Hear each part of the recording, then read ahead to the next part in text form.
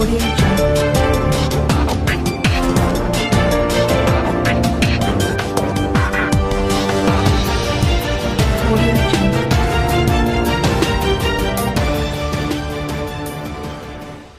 आप देख रहे हैं न्यूज 24 फर्स्ट एक्सप्रेस और मैं हूं आपके साथ मानवी ठाकुर। शुरुआत करते हैं आज की खास खबरों से। बहराइच की यूपी जनता का सैलाब बता रहा है कि किस ओर है जनता का आशीर्वाद।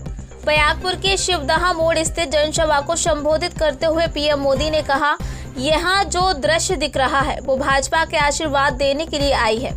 उन्होंने कहा कि बहराइच में उनका लगाव है। बीते वर्ष की महाराजा सोहेल देव के स्मारक निर्माण का उद्घाटन करने का अवसर मिला है। साथ ही उनकी विशाल प्रतिमा भी बनाई जा रही है, जहां पर प्रधानमंत्री अंतर्राष्ट्रीय मुद्दों पर बोलते हुए कहा कि विश्व में उथल पुथल मची हुई है कि कल क्या होगा। ऐसे में भारत को ताकतवर रहना चाहिए।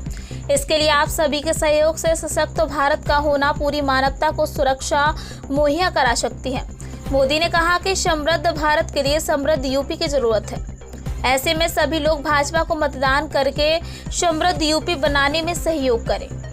प्रधानमंत्री ने कहा कि विकास के रास्ते खोलने के लिए डबल इंजन की सरकार बहुत जरूरी है। उन्होंने कहा कि आप लोगों ने 2014 से 17 के बीच घोर परिवारवाद की राजनीति देखी।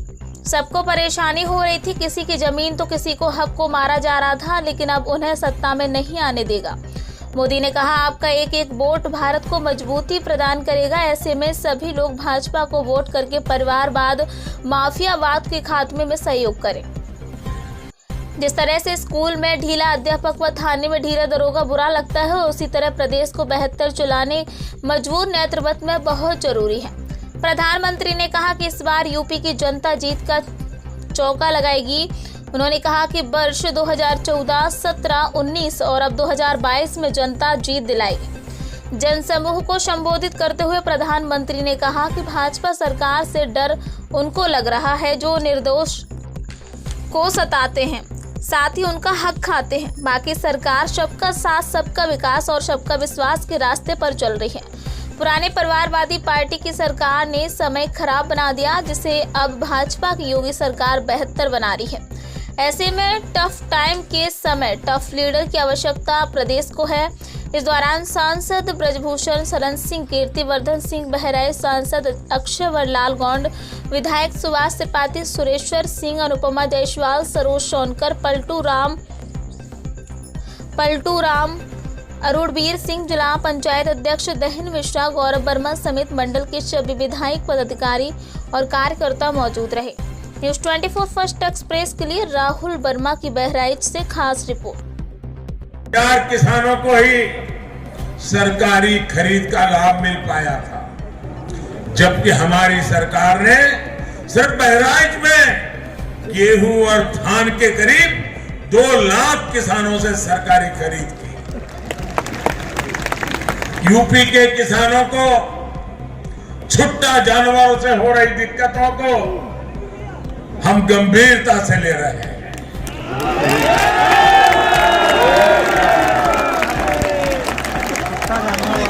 हमने रास्ते खोजे हैं दोस्तों, और मैं आपकी इस चिंता को पूरी तरह आया हूं। 10 मार्च को आचार संहिता समाप्त होने के बाद, नई सरकार बनने के बाद योगी जी के नेतृत्व में उन सारी नई योजनाओं को हम लागू कर देंगे भाई।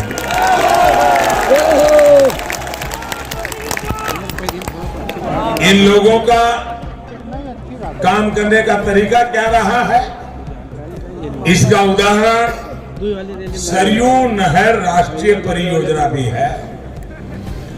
इनकी लापरवाही की वजह से ये योजना 4 दशक से भी पूरी नहीं हो पाई। 40 साल बीत गए भाई। ऐसे लोगों की क्या जरूरत है? अरे आपके घर में काम करने वाला व्यक्ति अगर 2 घंटे तक काम करना पूरा है और 2 दिन तक नहीं करता है तो उसको रखते हैं क्या? रखते हैं क्या? उसको कहते हैं बाबा जाओ, तुम नहीं कर सकते, क्या कहते हैं? ऐसे लोगों को सरकार में वापस लाओगे क्या? लाओगे क्या? 40 साल तक जो आपके लिए जीवन मरण का सवाल है, ऐसा पानी का काम लटकाए रखा। और देखिए बर्बाद कैसा किया रुपयों को। जब ये योजना का प्रारंभ हुआ था तब खर्चा होने वाला था 100 करोड़। 100 करोड़ में शानदार काम हो जाता, लेकिन 40 साल लटके रखा।